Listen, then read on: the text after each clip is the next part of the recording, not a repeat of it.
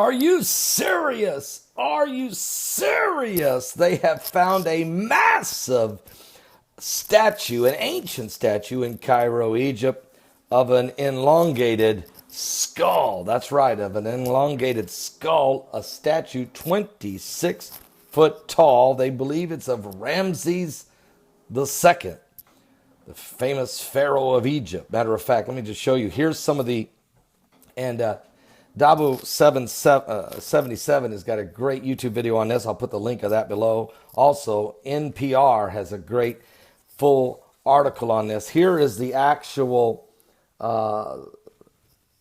This was taken by Getty Images. And there you see they have these huge cranes, backhoes. That's an actual backhoe. They're digging this thing out. There is part of the skeleton, actually statue, that they're pulling up. Not skeleton, statue. Okay?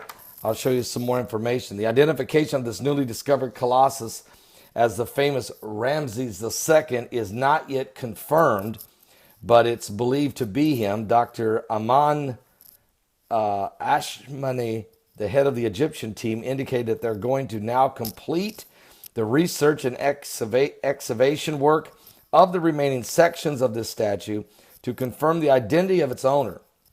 On the discovered portions, there is no inscription yet found that would make it possible to determine which king it is, but discovery in front of the gate of the temple of Pharaoh of Ramses II suggests that it is likely him.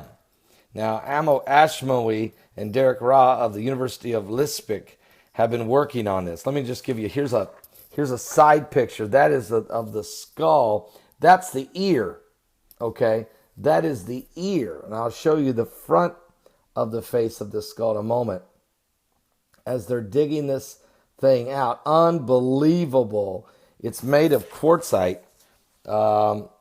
It's just an incredible, unbelievable. But here's what's going to blow your mind. Wait till you see this next picture. Ramses II is known as the Greeks of the Osmanes. Today, the name is most familiar thanks to the impassable passage of time, which was a romantic poet Percy Shelley wrote. But look at this. An Egyptian worker is standing next to the head of the statue of the site of the new discovery of what they believe could be a 26-foot tall statue made of quartzite of Ramses II. But look at this. There it is. There it is. This picture taken by Getty's Images. Check this out, folks. Are you serious? That skull, what?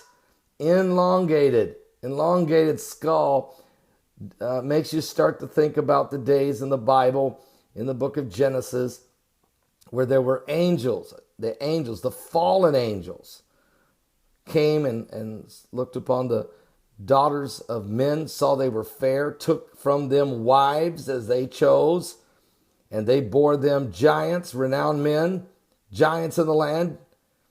And there has been already skulls found in Peru, and we know Eli Marzulli has been involved in that.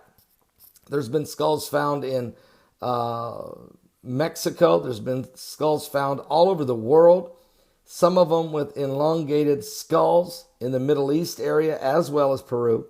And here's a statue of probably Ramses II, certainly one of the pharaohs.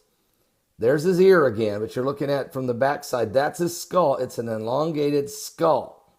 Unbelievable. We're going to check into more of this. Now, here's the situation. These different skulls that have been found, and skeletal remains have been found historically over the years of giants that were probably in the neighborhood of 13 to 14 foot tall. And that shouldn't shock us. The Bible tells us that when Joshua and Caleb and all the spies went into the land of Israel to spy out the land of Canaan, they saw the Canaanites, this tribe of Canaanites, and they said, we look like grasshoppers compared to these guys. Well, if you're 6 foot tall like I am, and you look up at a man 14 foot tall, are you serious? Are you serious? You would feel like a grasshopper. And they have found giants all over the world, skeletal remains of giants, And every time the Smithsonian Institute comes and takes the skeletons away, and we never, ever see them displayed again. Now, they don't have a problem displaying the dinosaurs. They don't have a problem displaying the large dinosaur bones from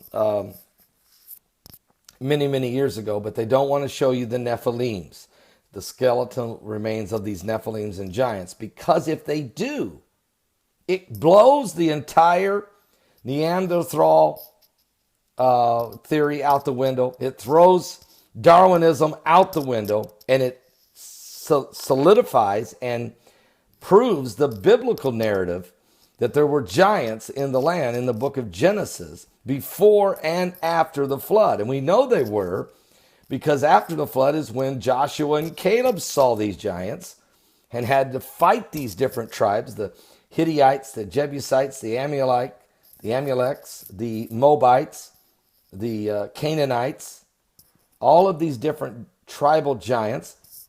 And also David, the Philistine giant, he took down, of course, Goliath of Gath, which some believe was almost 10 foot tall. And of course, he had 4 other ugly brothers bigger than him. So they have to hide this. But now they find this statue, and the statue is of a pharaoh who had an elongated skull. No wonder there were these pharaohs of Egypt. And remember, the giants were around during the days of the pharaohs because the children of Israel were slaves to the Egyptians.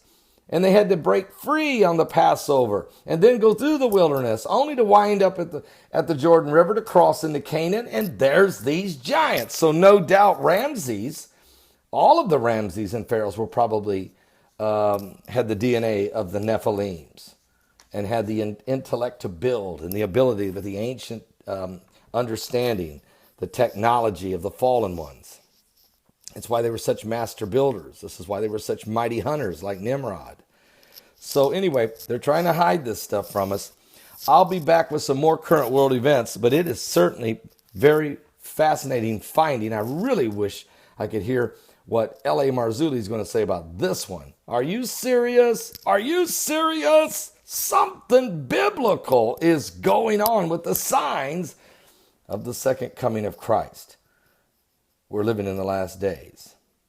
That which has been hidden is being revealed. Are you saved?